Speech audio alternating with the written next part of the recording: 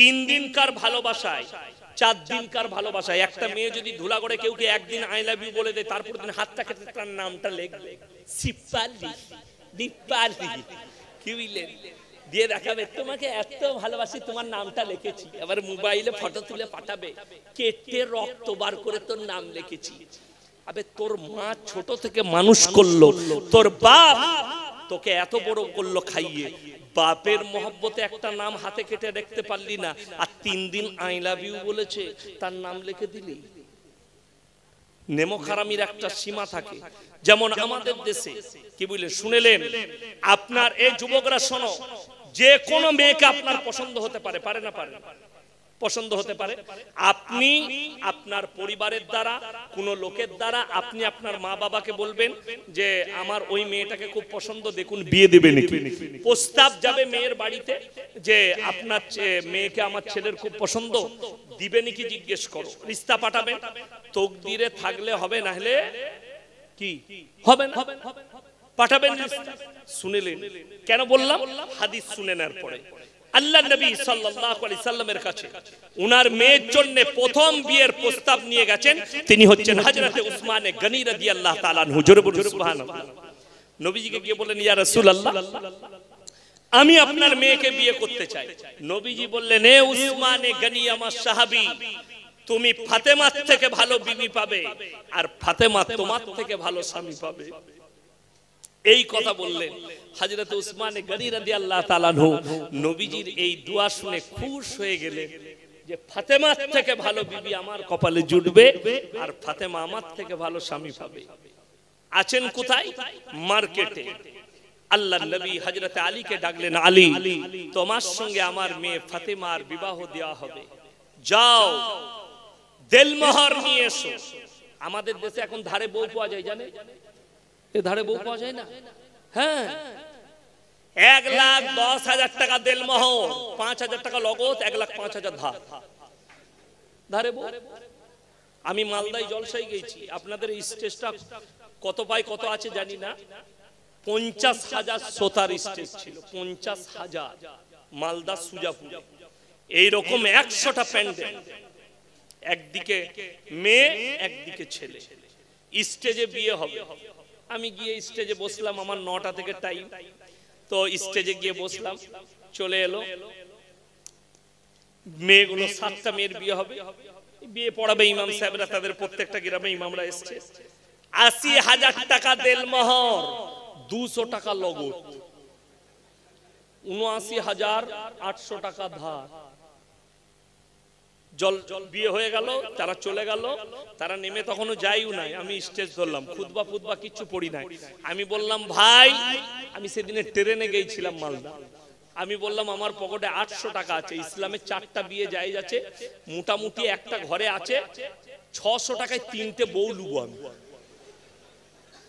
ধারে বউ তো 200 টাকায় বউ পাওয়া যাচ্ছে, নাউজুবিল্লাহ বলে। নবী এই হাদিসটা শুনেলেন, নবীজি বললেন, আলী, তুমি দেলমোহর নিয়ে এসো, মহরানা। হযরতে আলী রাদিয়াল্লাহু তাআলা আনহু ধারে বউ গ্রহণ করতে পারতেন, আর নবীজি মেয়েকে দিতে পারতেন। হযরতে আলী টাকা ছিল না কাছে, দেলমোহর ছিল না, মহরানা ছিল না। riwayate আছে নিজের যুদ্ধের জামাটা মার্কেটে বিক্রি করতে গেলেন। হযরতে আলী রাদিয়াল্লাহু তাআলা আনহু ওই জামা বিক্রি করতে যাওয়াটা দেখতে পেলেন। হযরতে উসমান গনি রাদিয়াল্লাহু তাআলা ডাকলেন, ও ভাই আলী, ইদার আও, এখানে এসো। কি হয়েছে? তুমি জামাটা বিক্রি করবে? জি জি, আমাকে জামাটা কিনলেন। কত দাম? এত। পয়সা দিয়ে কিনে নিলেন। কিছু দূর গেছে, হযরতে আলী ডাকলেন, ও ভাই আলী, এদিকে এসো। হযরতে আলী রাদিয়াল্লাহু তাআলা আনহু কাছে এলেন। কি ব্যাপার? বললে, তুমি তোমার জামা বিক্রি করেছো? জি করে দিয়েছি। পয়সা পেয়েছো? জি পেয়েছি। বললে, এই যে টাকাটা, এই যে জামাটা, এটা আমি তোমাকে হাদিয়া দিচ্ছি। যারা মালদার আছেন হাজী সাহেব, বড় লোকরা শুনবেন একটা কথা। অনেক বড় লোক বেজার হয় গরিব মানুষরা যদি কোনো হাদিয়া নিয়ে আসে, এটা নবীজির সুন্নতের খেলাফ। হাদিয়া গ্রহণ করা নবীজির সুন্নত। জোরে বলুন সুবহানাল্লাহ। যত গরিবই হোক, একটা মালদারকে তার বাড়িতে কর্মচারী আছে, তার মুরগিতে ডিম পেড়েছে। হাজী সাহেব, আমার মুরগিতে বাড়িতে ডিম পেড়েছিল, আপনার বৌমা 2টো ডিম দিয়েছে। আপনি খুশি মনে গ্রহণ করুন।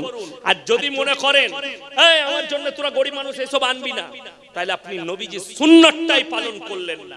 আল্লাহর হাবিব সাল্লাল্লাহু আলাইহি সাল্লামের সুন্নত হচ্ছে হাদিয়া গ্রহণ করা। দান আলাদা, হাদিয়া আলাদা। হাদিয়া মানে হচ্ছে উপহার, খুশি করে উপহার দেওয়া। দেখবেন অনেক জলসায়, অনেক জায়গায়, আমি বোম্বেতে জলসায় গিয়েছিলাম, তো ওদের সিস্টেম জানি না, স্টেজ থেকে নেমেছে সবাই মুলাকাত করছে আর হাতে টাকা দিচ্ছে। আমরা টাকা কেন বলে হুজুর হাদিয়া। আমরা তাহলে ঠিক আছে, হাদিয়া সুন্নত গ্রহণ করবেন। আতর দিয়া, টুপি দেওয়া, রুমাল দেওয়া, কেউ কি মেসওয়াক দেওয়া, এগুলো সুন্নত নবীজির, গ্রহণ করতে হবে। হযরতে আলী গ্রহণ করলেন। হযরতে উসমানে গনি চোখের পানি ফেলিয়ে বললে, আলী আজকে আমি খুশি, আমি আল্লাহর শুকর আদায় করছি, আমার এই টাকাটা নবীজি সাল্লাল্লাহু আলাইহি সাল্লামের মেয়ে ফাতেমার বিবাহে দেলমোহর হিসাবে কাজে লাগবে। জোরে বলুন সুবহানাল্লাহ। কিন্তু হযরতে উসমানে গনি এটা বলেননি, মেয়েটা খারাপ, বিয়ে করি না। আর আমাদের দেশে কিছু মাল আছে, কারোর বিয়ে লাগলে মিছে করে বলে দেয়, ছেলেটা তো বাজে ছেলে, বিয়ে দিবি না। বিয়ে ভাঙায় না, ভাঙায় না, কথা বল। আপনাদের দেশে ভাঙায় না, ভালো পরেজগার লোক আছে, তাই না? আপনাদের দেশে পরেজগার লোক আছে, বিয়ে ভাঙায় না। শুনেলেন, কেউ যদি কারুর কোনো মেয়ের কিংবা কোনো ছেলের মিথ্যা করে অভিযোগ করে যদি কেউ বিয়ে ভঙ্গন করে, একটা পরিবারকে যদি কেউ বিচ্ছেদ করে, একটা মসজিদ ভাঙার সমান পাপ তার নামে লেখা হবে। এটা লিখে নিয়ে যান। একটা মসজিদকে ভেঙে দিলে যে পাপ হয়, একটা বিয়ে ভেঙে দেওয়ার পাপ সেটাই। আপনার সাথে হবে না, ঠিক আছে। শুনেলেন, ছেলে দেখতে গেছে মেয়ের বাপ, কিংবা মেয়ের ছেলের বাপ মেয়ে দেখতে গেছে, কথা হলো, ছেলে দেখতে এলো, মেয়ের বাপ বলল যে ওই জায়গায় বাবু আমার হবে না, আপনারা অন্য মেয়ে দেখুন, বিয়েটা হবে না। হয়ে গেল। চায়ের দোকানে একজন জিজ্ঞেস করছে আপনাকে, হ্যাঁ রে, তোর ছেলের বিয়ে যে ওখানে লাগিয়েছিলি কি হলো? বাজে মেয়ে, ভালো নয়। কি বুঝলে? এর থেকে বড় পাপের কথা কিছু নেই। আপনার ভাষা কি হবে? মুমিনদের ভাই, আল্লাহ তকদিরে দেয়নি বলে বিয়েটা হলো না, দোয়া করুন অন্য জায়গায় আবার হবে। মেয়ে কিন্তু ভালো, পরিবার ভালো, এটা হচ্ছে মুমিনদের ভাষা।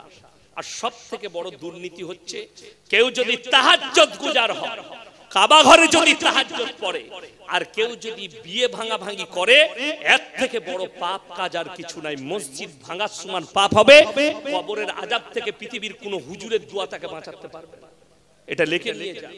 আমি মৌলভী শওকতের বেটা মৌলভী ইয়াসিন বলে যাচ্ছি, এই ধরনের পাপ কাজ থেকে আপনারা দূরে থাকুন, নামাজ পড়ুন। আপনাকে কেউ জিজ্ঞেস করেছে, যদি আপনার মন্তব্য করার কোনো না থাকে, খারাপ ধারণা যদি না থাকে, আপনি কি বলবেন? ভাই আমি ঠিক বলতে পারলাম না, আপনি একটু খোঁজলেন, তিনাদের ওখানে গ্রামে গিয়ে, তিনার বাড়িতে গিয়ে খোঁজলেন। এটা হচ্ছে মুমিনদের ভাষা।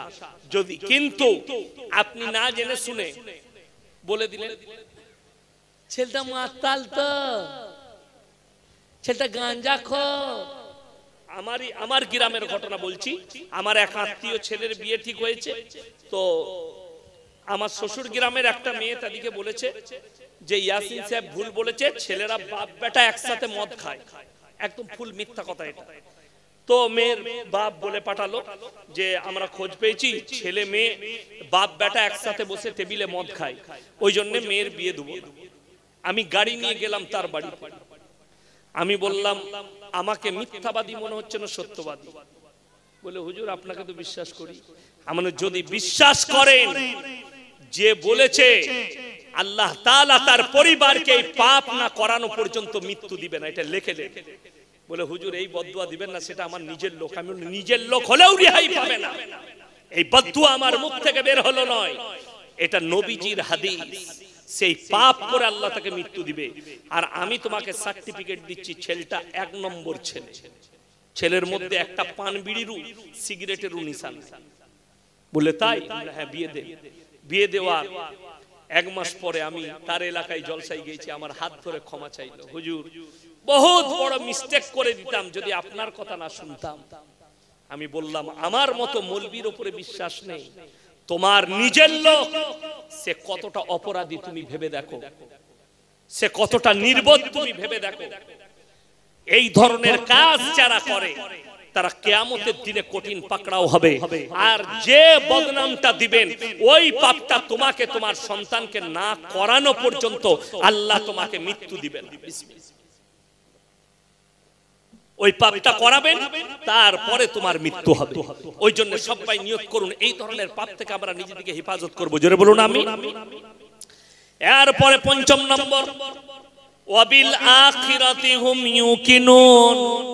হে আমার বিশ্ব, কষ্টের বিষয় যদি বলেন হুজুর কার কথা শুনবো, আমি আপনাদেরকে কোরআন শোনাবো। মারাত্মক কোরআনের আয়াত, চোখ খুলে যাবে আপনার। আপনাদের মধ্যে কে আছে সকালবেলা আপনারা বাজার করেন না বাড়ির জন্য? আচ্ছা, কানা বেগুন কিনে কেউ কানা বেগুন কিনে নিয়ে এলে বউ কি বলবে? তুমি কানা নাকি বউ দেখে লাও নি? বউ বলবে না? বলবে। আপনি কানা বেগুনটা কিনবেন না, আপনি পচা বেগুনটা কিনবেন না, পচা টমেটোর কিনবেন না।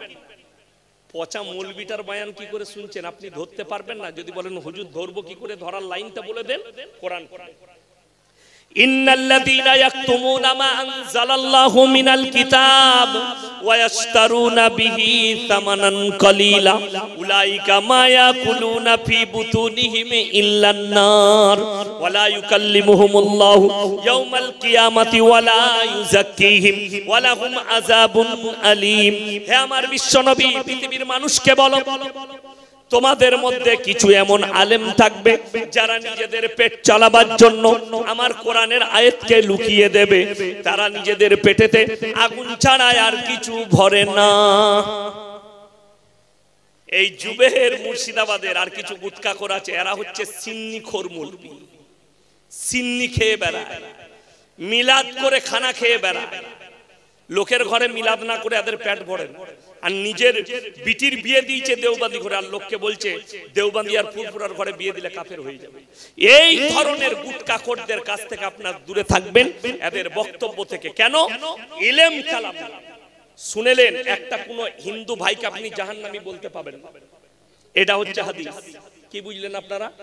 কোন হিন্দু ভাইকেও জাহান্নামী বলতে পাবেন না। কি বলবেন? এই কাজগুলো করলে জাহান্নামে যেতে হবে। কাজ বলতে পারে, আমি এখানে কোন ব্যক্তিকে জাহান্নামী বলতে পারবো না। সবাই আমার কাছে জান্নাতি, কিন্তু সবাই জানে যে পাপগুলো বললাম ওই পাপগুলো করলে জাহান্নামে যেতে হবে, এ কথা আমি বলতে পারি, কিন্তু কে জাহান্নামী বলা যাবে না। কেন? হাদিসে আছে, তুমি যে অমুসলিম ভাইকে, একজন কাফেরকে তুমি জাহান্নামী বলবে, একজন মুশরিককে জাহান্নামী বলবে, মৃত্যুর পূর্বে সে যদি ইসলাম কবুল করে মুমিন হয়ে আল্লাহর কাছে জান্নাতি হয়ে হাজির হয়, কিয়ামতের দিনে তোমাকে লাঞ্ছিত করা হবে, বেইজ্জতি করা হবে। তাই আমার মুসলমান ভাই, যাকে থেকে জাহান্নামী ফতোয়া দিবেন না, কাফের ফতোয়া দিবেন না।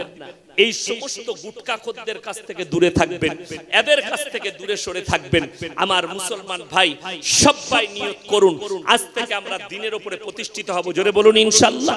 সবাই দরুদ শরীফ পড়ুন। আল্লাহুম্মা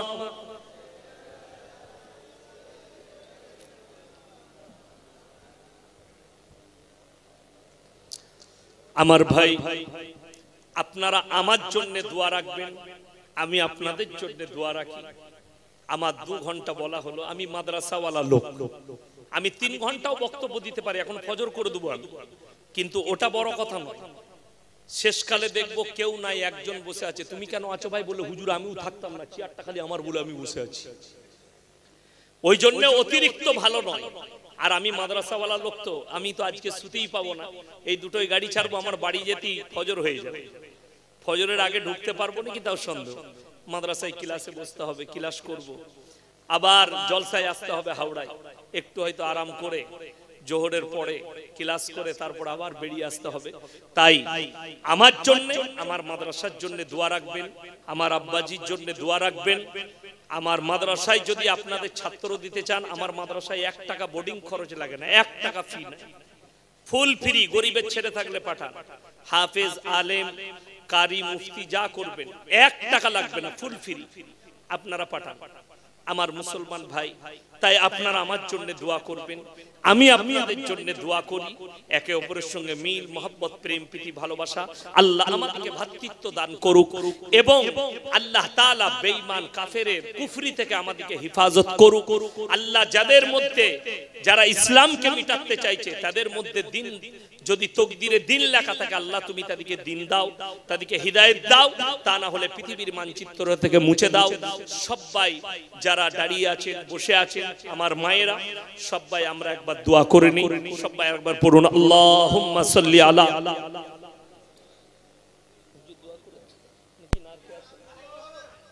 আমাদের দেশে তো মদ খেয়ে মরে গেলেও জান্নাতে যাওয়া যায়, এই তো হুজুররা আছে আমরা দোয়া করে দেবো চলে যাবে জান্নাতে। ধুলাগড়ে 3 বোতল মদ খেয়ে অ্যাক্সিডেন্ট করে মরে গেছে, আমাকে দাওয়াত দিয়েছে আমি জানি না মিলাদে। হুজুর দোয়া করতে হবে আর আমি দোয়া করছি আল্লাহ অ্যাক্সিডেন্ট হয়ে মারা গেছে তাকে তুমি শহীদের মর্তবা দাও। তারপরে দেশি মুরগি দিয়ে ভাত দিয়েছে আমাকে। এমন কি করে মরলো বাপ? বলে হুজুর 3 বোতল বেশি খেয়ে নিয়েছিল দিয়ে অ্যাক্সিডেন্ট। আমরা তোবা সালা তাকে শহীদে পাঠিয়ে দিলাম আমি। তো আমার মতো হুজুর মার খাবে না খাবে না? যদি বলেন না হুজুর দোয়া করলে জান্নাতে যাবে, আমি কোরআন শোনাবো আর হাদিস শোনাবো।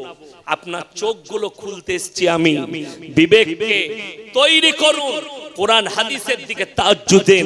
বাড়িতে মানে কোরআন না থাকলে প্রত্যেকটা ভাই একটা করে মানে কোরআন কিনুন, কমপক্ষে মানেটা পড়বেন, চোখ দিয়ে পানি আসবে আর আল্লাহর ভয় আপনার হৃদয়ে আসবে। আজকে ইসলামী কালচার না, ওই জন্য তো মুসলমান। আপনি চলুন নদিয়া, মুর্শিদাবাদ, বীরভূম, মালদায়, আমাদের বর্ধমানে কিছু লোকের ধারণা যা করে মরবি মোর, হুজুর মিলাদ পড়ি দিলে জান্নাত।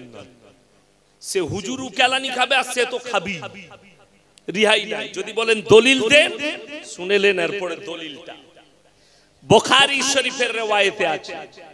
আল্লাহ নবী সাল্লাল্লাহু আলাইহি সাল্লামের কাছে খবর এলো, ইয়া রাসূলুল্লাহ আপনার চাচা যান মরণাপন্ন। কলমা পড়েনি নবীজির চাচা, কি অবস্থায় শুয়ে আছেন, মারা যাবেন। নবীজি গেলেন চাচা জানের বাড়িতে। আল্লাহ তাআলা আয়াত পাঠিয়েছে, একটা নয় দুটো আয়াত। শুনেলেন নবীজি গেলেন, বুখারী শরীফে আছে। চাচা জানের পাশে দুজন, একটা মেয়ে ছেলে কাফের আর একটা বেটা ছেলে কাফের, দুজন বসে আছে। তো নবীজি গিয়ে বললেন, হে চাচা একবার কলমাটা পড়ে নিন, আমি আল্লাহর হাবিব, আমি আল্লাহর কাছে কেঁদে কেঁদে আপনার জন্য ক্ষমা চাইব, দোয়া চাইব, একবার কলমা পড়ে নিন। নবীজির চাচা বললেন, আমি যদি বার্ধক্যে কলমা পড়ি লোকে বলবে মৃত্যু ভয়ে কলমা পড়েছে, তাই আমি কলমা পড়তে পারবো না। আমার আল্লাহ রাব্বুল আলামিন সঙ্গে সঙ্গে আয়াত পাঠালেন, ইন্নাকা লা তাহদি মান আহবাবতা ওয়ালাকিন্নাল্লাহা ইয়াহদি মান ইয়াশা। হে আমার বিশ্ব নবী, সকলে বলুন হিদায়াতের মালিক কে? আরো জোরে বলুন কে? আল্লাহ বললেন, হে আমার নবী হিদায়াতের দপ্তরটাই আমার আল্লাহর হাতে, আমার ইচ্ছা নেই তাই তোমার চাচা কলমা পড়তে পারবে না। নবীজি চাচা দুনিয়া ছাড়লেন। নবীজি বললেন, ওগো আল্লাহ তুমি আমাকে যতদিন না নিষেধ করছো ততদিন আমি আমার চাচার জন্য আপনার কাছে কেঁদে কেঁদে ক্ষমা চাইবো। ওগো আল্লাহ তুমি যতদিন না আমাকে নিষেধ করছো আমি আল্লাহর কাছে কেঁদে কেঁদে আমি ক্ষমা চাইব। আমার আল্লাহ রাব্বুল আলামিন নোটিশ দিকে অনেক ছেলে আবার দোয়া করছিল, কখন এই কিছুদিন আগে মসজিদে ঢুকে বলছে, আল্লাহ শাহরুখ খানের জওয়ান ফিল্ম যেন কামিয়াবি হয়। শালা ই কি দুয়াবে? ভক্ত শুনে যান, আপনি দোয়া করতে পাবেন কার জন্য? সন্তানের জন্য, মুশরিকের জন্য, শাহরুখের জন্য, সালমানের জন্য। আমি তো দোয়া করি মোদিজির জন্য, আমি দোয়া করি যোগীজির জন্য। কি দোয়া? একটা দোয়া সবাই করবে, করতে পাবেন সকলের জন্য, সকল মুশরিকের জন্য। কি?